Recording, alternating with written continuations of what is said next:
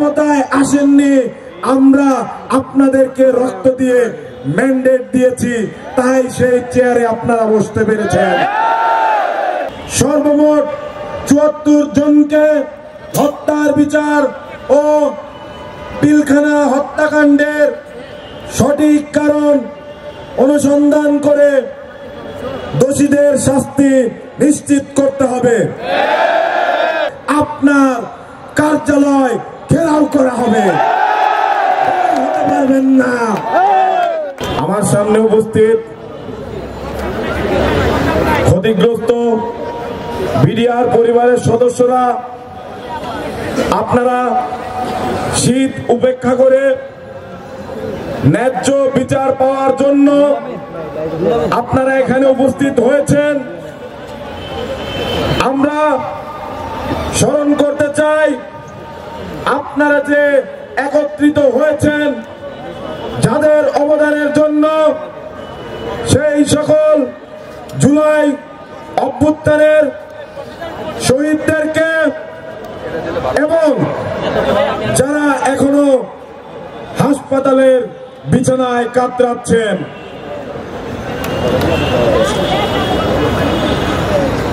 2009 সালের ফেব্রুয়ারি মাস 25 তারিখ যখন পিলখানায় অস্বাভাবিক কিছু নড়াচড়া হচ্ছিল, তার 3 ঘন্টা আগে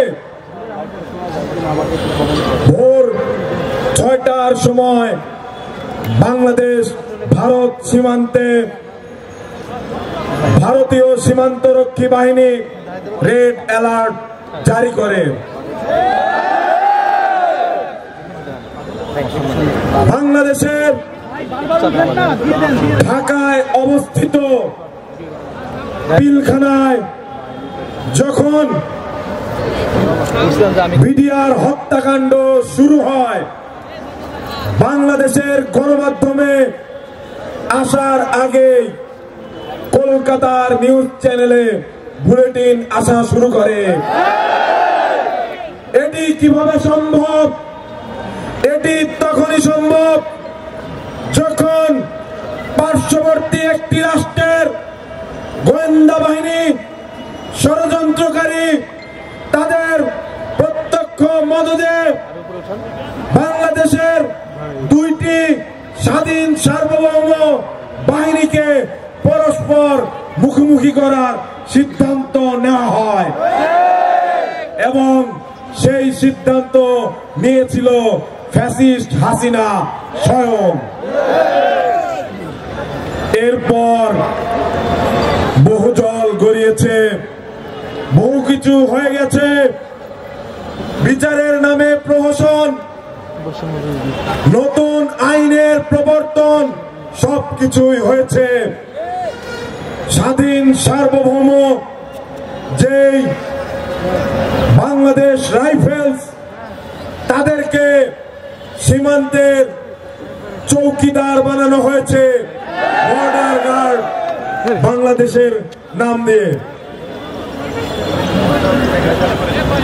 এই বর্ডার গার্ড বাংলাদেশ বা বিজিবি এর ইতিহাস অত্যন্ত করুণ এবং নিষ্ঠুর, একই সাথে নির্মম। এই ছাত্র গণহত্যার যে রক্ত তাদের হাতে কিন্তু রয়েছে।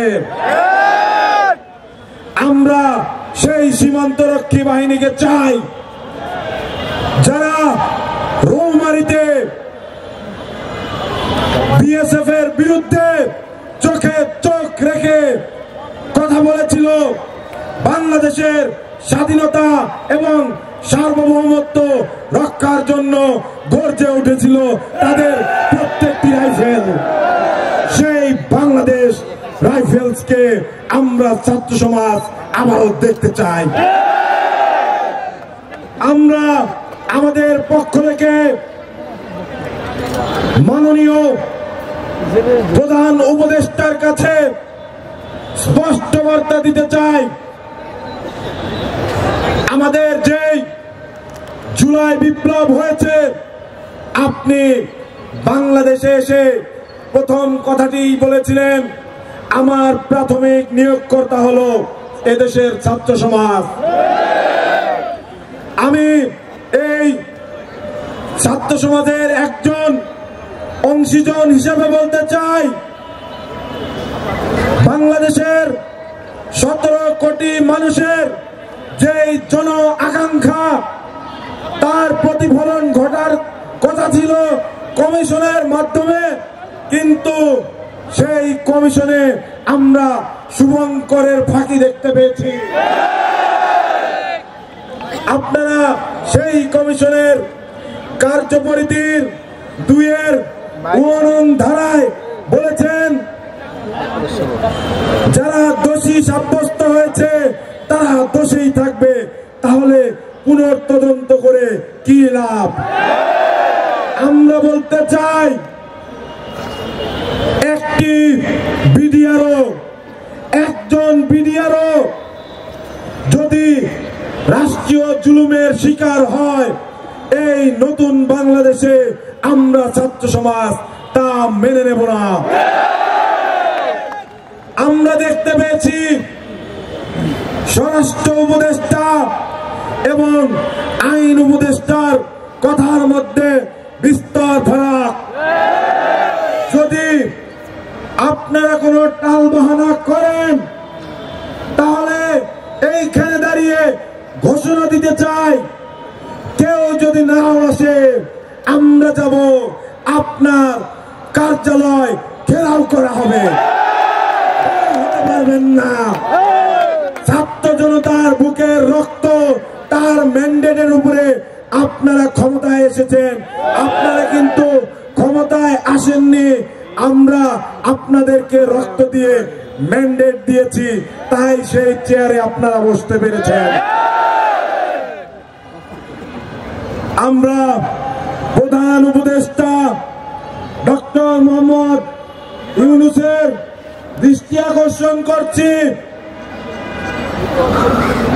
আমরা বলতে চাই, পিলখানা হত্যাকাণ্ডের সুষ্ঠু ও নিরপেক্ষ তদন্ত কমিশন গঠন করে 57 জন অফিসার, 10 জন বিডিআর সদস্য, 7 জন বেসামরিক ব্যক্তি সহ সর্বমোট 74 জনকে হত্যার বিচার ও পিলখানা হত্যাকাণ্ডের সঠিক কারণ অনুসন্ধান করে দোষীদের শাস্তি নিশ্চিত করতে হবে।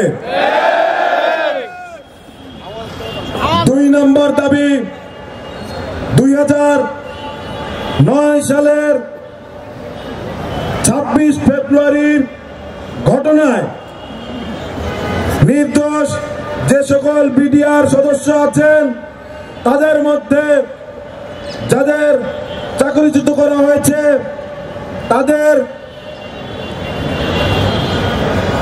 সবার এবং প্রশিক্ষণরত 76তম ব্যাচের সকল সদস্যদের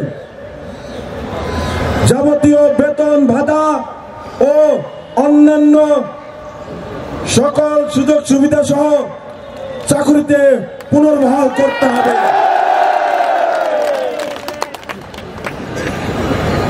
আপনারা জানেন, আগামীকাল কোর্টে শুনানি আছে।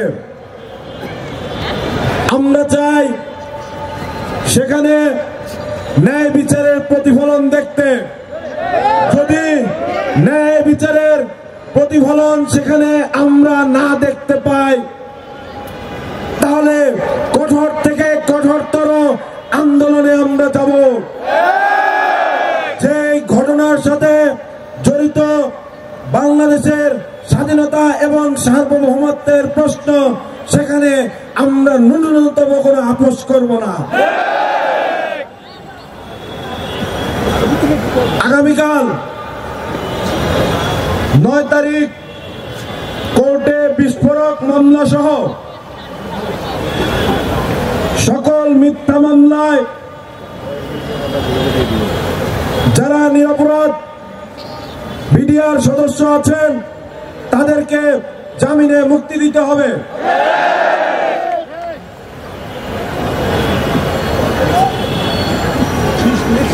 4 নম্বর,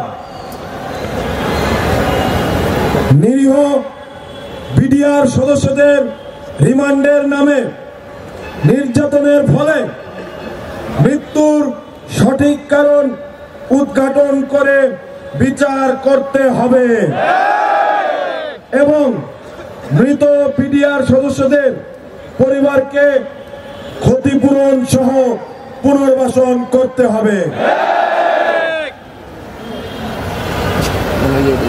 5, প্রজ্ঞাপনের 2-1 ধারা বাতিল করে কমিশনকে স্বাধীনভাবে কাজ করার সুযোগ প্রদান করতে হবে।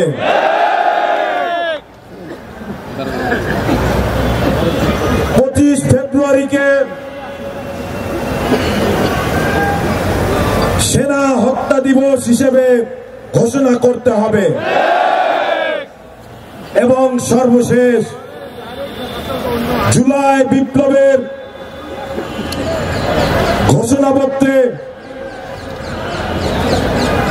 বিডিআরদের সকল ন্যায্য দাবিকে অন্তর্ভুক্ত করতে হবে। আপনারা এই দাবির সাথে একমত তো? আপনারা সবাই আছেন? আপনারা সবাই আছেন? দিল্লি না ঢাকা, দিল্লি না ঢাকা, এই আপোষটা সংগ্রাম, আপোষটা সংগ্রাম, দালালি না রাজপথ, দালালি না রাজপথ, বিজেপি না বিডিআর, বিজেপি না বিডিআর, বিজেপি না বিডিআর, বিজেপি না বিডিআর। সংগ্রামী উপস্থিতি, আপনাদের সকল ন্যায্য দাবির সাথে আমরা ছাত্র সমাজ এবং সাধারণ নাগরিক সমাজ একাত্মতা পোষণ করছি এবং আজকের এই শহীদ মিনারের কেন্দ্রীয় শহীদ মিনারের প্রাঙ্গণ থেকে আমরা ঠিক এই মুহূর্তে একটি পদযাত্রায় সামিল হব। প্রধান উপদেষ্টার বাসভবন যমুনা অভিমুখে রওনা হব। আপনারা সবাই সুশৃঙ্খল ভাবে শান্তি